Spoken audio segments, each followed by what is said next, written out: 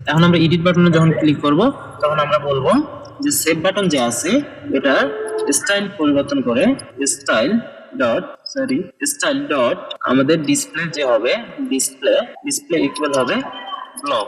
তাহলে দেখেন যে ব্লক হচ্ছে কিনা। এডিট বাটনে যখন আমরা ক্লিক করব তখন দেখেন যে এটা ব্লক হচ্ছে, কিন্তু ব্লক হওয়ার পরে যে একটা সমস্যা হচ্ছে, এডিট বাটনটা চলে যাচ্ছে উপরে এবং সেভ বাটনটা চলে আসছে নিচে।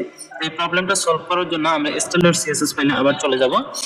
যাওয়ার পর এখানে যে লিস্টটা আছে এই লিস্টের এখানে আমরা বলে দেবো লিস্টের ভিতরে যে স্পেনটা আছে এখানে তুমি বলে দাও ডিসপ্লে ফ্লেক্স হবে এবং গ্যাপ থাকবে হচ্ছে 10 পিক্সেল, তাহলে এটা ফাঁকা হয়ে যাবে। এখন দেখেন যে এটা ফাঁকা হয়ে গেছে। আমরা যদি এখন রিফ্রেশ করি, এডিট বাটনে ক্লিক করি, তখন দেখবেন যে সেভ বাটনটা চলে আসছে। এখন আমাদের কাজ হচ্ছে সেভ বাটন চলে আসবে এবং এডিট বাটনটা এখান থেকে চলে যাবে। এর জন্য আমরা কি করব, এখানে আবার বলে দেব যে edit button dot style dot display equal হচ্ছে নান। তাহলে এখন দেখেন এডিট বাটনে যখন ক্লিক করতেছি তখন এডিট বাটনটা চলে যাচ্ছে এবং সেভ বাটনটা এড হয়ে যাচ্ছে।